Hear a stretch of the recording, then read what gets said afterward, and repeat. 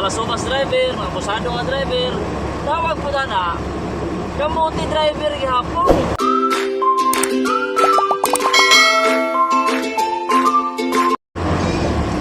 So what's up mga kapalits, another day, another talking na sa tani, kurong-kurong man. Yan na be. Kung arita sa single motor, sa mga balasubas ng single motor, sa mga balasubas ng motorista, tawag nila guys kanang kamote rider. Aminin nyo, hindi lang kayo na mga kamote sa rider. Minsan sa mga driver na